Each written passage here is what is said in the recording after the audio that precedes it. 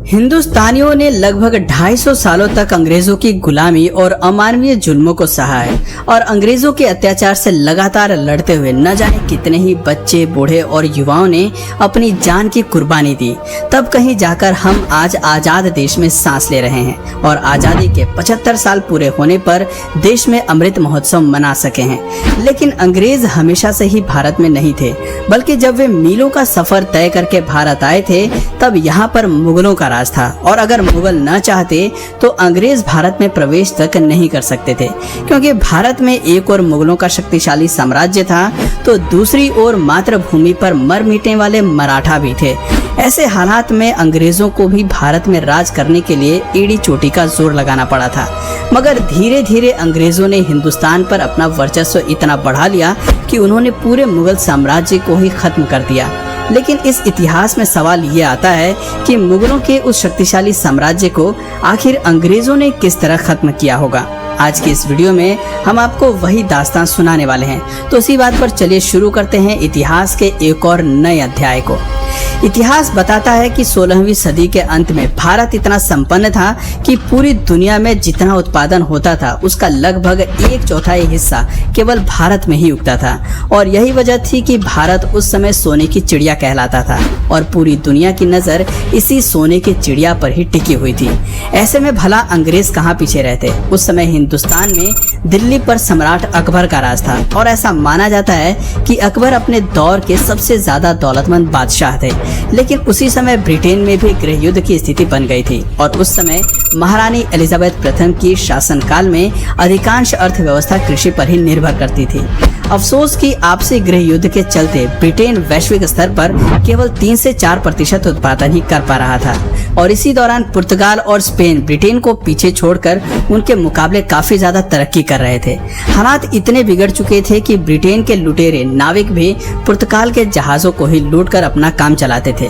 क्योंकि ब्रिटेन में लूटने के लिए कुछ बचा ही नहीं था। लेकिन उसी दौरान एक ब्रिटिश नाविक को समुद्री यात्रा के दौरान भारत की अपार संपदा और समृद्धि के बारे में पता चला और ब्रिटिश गवर्नमेंट तक ये खबर जल्द ही पहुंच गई। फिर आया समय सन 1600 का, जब 200 ब्रिटिश व्यापारियों ने मिलकर एक कंपनी बनाई और उस कंपनी का नाम रखा ईस्ट इंडिया कंपनी। और इस कंपनी के सदस्यों ने जब अपनी राजनीति और कूटनीति महारानी एलिजाबेथ को बताई तो वो भी ईस्ट इंडिया कंपनी को सपोर्ट करने के लिए तैयार हो गयी। इधर भारत में इसी बीच बादशाह अकबर की मौत हो चुकी थी और अकबर के बाद मुगल बादशाह के तख्त पर अकबर के बेटे जहांगीर की ताजपोशी कर दी गई। साल आ चुका था 1608 का। इधर जहांगीर दिल्ली के तख्त पर अंग्रेजों की चाल से बेखबर हिंदुस्तान पर राज कर रहा था और उधर कैप्टन विलियम हॉकिंस समुद्री रास्ते से गुजरात के सूरत में अपने कुछ व्यापारी जहाजों के साथ प्रवेश कर चुके थे और बस उनके आगमन के साथ ही भारत पर ऐसी काली छाया मंडराने लगी कि जिसने भारत को ऐसा काला इतिहास दिया जो सृष्टि के अंत तक भी भुलाया नहीं जा सकेगा।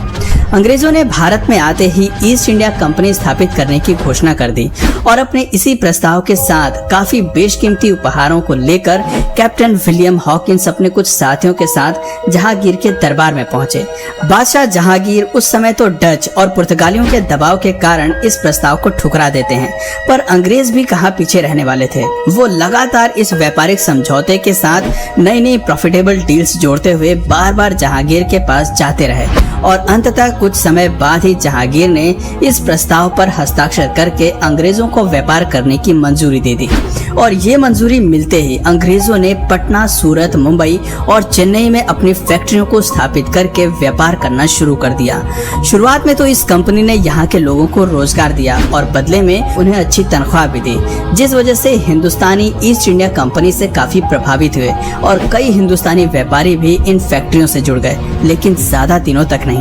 पूरे भारत में ईस्ट इंडिया कंपनी का व्यापार बढ़ता ही चला जा रहा था और अपने बढ़ते व्यापार की वजह से अंग्रेजों के मन में इतना ज्यादा लालच बढ़ गया कि उन्होंने भारत की सत्ता पर ही कब्जा करने की योजना बना डाली और इसी उद्देश्य से 1686 में ब्रिटिशों ने मुगलों के खिलाफ जंग छेड़ दी और औरंगजेब से हुई इस जंग में मुगलों ने ब्रिटिशर्स को बुरी तरह से हरा दिया। इस हार से ब्रिटिशर्स को एक बात तो समझ में आ गई थी कि मुगलों को वो जंग लड़कर तो हरा नहीं सकते, लेकिन उन्हें भारत पर कब्जा भी करना था, जिसके लिए उन्होंने वो कूटनीति अपनाई जिसका फायदा वर्षों बाद भी आज तक भारत के धूर्त नेता उठाते हैं और राज करते हैं। और वो कूटनीति थी डिवाइड एंड रूल की, यानी आपस में फूट डालो और इन पर राज करो। जंग में हारने के बाद ब्रिटिशर्स ने औरंगजेब से माफी मांगते हुए ये वादा किया कि वो दोबारा ऐसी गलती कभी नहीं करेंगे, और औरंगजेब ने भी उन पर कुछ जुर्माना लगाते हुए उन्हें माफ कर दिया और अपना व्यापार उसी तरह चालू रखने की आज्ञा भी दे दी। लेकिन मुगलों द्वारा ब्रिटिशर्स को माफ करना ही मुगलों के अंत का सबसे बड़ा जरिया बना, क्योंकि 1707 में औरंगजेब की मौत के बाद कई लोग मुगल सल्तनत पाने के लिए आपस में ही एक दूसरे से लड़ने लगे, और इसी लड़ाई के चलते एक समय ऐसा आया जब कुछ कमजोर शासक मुगल बादशाह बन गए, जो कि मुगल साम्राज्य को व्यवस्थित ढंग से चला ही नहीं पाए। ये अनुभवहीन मुगल बादशाह रोज नए नए नियम बनाते और उन्हें बदलते रहते, और उनकी इसी तरह की बेवकूफियों के चलते अंग्रेजों को मौका मिल गया अपनी चाल चलने का। दरअसल 1717 में मुगल बादशाह ने अंग्रेजों को एक फरमान जारी किया, जिसमें उन्होंने बहुत छोटी सी रकम सालाना फीस के रूप में देकर बिना किसी लगान या कर के व्यापार करने की इजाजत मिल गई। और इसी दौरान पर्सिया के राजा ने मौका देखकर भारत पर आक्रमण बोल दिया। अब चूंकि ऐसे में मुगल शासक अपनी सत्ता के नशे में इतने खोए हुए थे कि उन्हें अचानक हुए इस आक्रमण के बारे में पता ही नहीं चला, और पर्सियन आर्मी दिल्ली तक पहुंच गई और दिल्ली की गद्दी मुगलों के हाथ से लगभग छूट ही गई थी।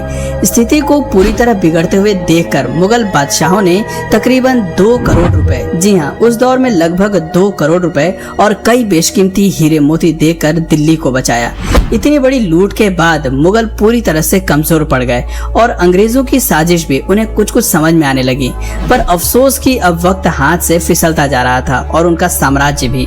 अंग्रेज लगातार भारत पर कब्जा करने की अलग अलग रणनीति अपनाते जा रहे थे, जिसके पहले चरण में उन्होंने बंगाल के नवाब सिराजुद्दौला को तख्त से हटाने के लिए जंग छेड़ दी, और साथ ही साथ अंग्रेजों ने वहां के हिंदुओं और मुसलमानों में आपसी फूट डालकर डिवाइड एंड रूल की कूटनीति लागू की, जिसे संभालने में नवाब सिराजुद्दौला नाकामयाब रहे और नतीजा अंग्रेजों के लिए फायदेमंद रहा। प्लासी के युद्ध में सिराजुद्दौला को हराने के बाद अंग्रेजों ने सिराजुद्दौला के सेनापति को अपने साथ मिला लिया और उसे बंगाल का नवाब बना दिया। समय बीतता गया और भारत पर अंग्रेजों की ताकत और अधिकार भी उसी के साथ साथ बढ़ती जा रही थी। सन 1764 में अंग्रेजी फौज ने बक्सर के युद्ध में अवध के नवाब, बंगाल के नवाब और मुगल नवाब शाह आलम द्वितीय, इन तीनों को हरा दिया। इसके अलावा निजाम और मराठों के बीच में भी फूट डलवाकर अंग्रेजों ने पहले तो उन्हें लड़वाया और फिर उनकी लड़ाई का फायदा उठाकर खुद उनकी कमजोर सेना को हराकर उनकी रियासतों पर कब्जा कर लिया।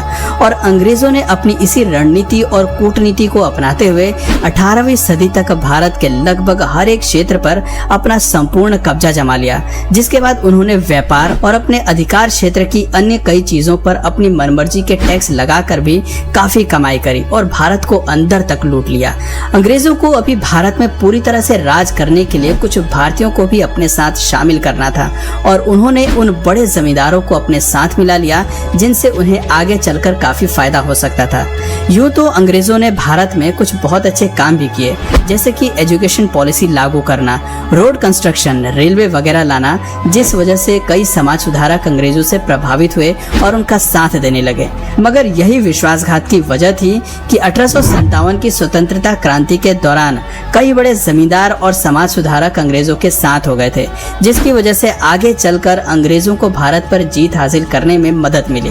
भारत पर जीत के साथ ही मुगल साम्राज्य के आखिरी बादशाह बहादुर शाह जफर को अंग्रेजों ने अपना बंदी बनाकर रंगून की जेल में भेज दिया और उनके बेटे व खानदान के तमाम लोगों को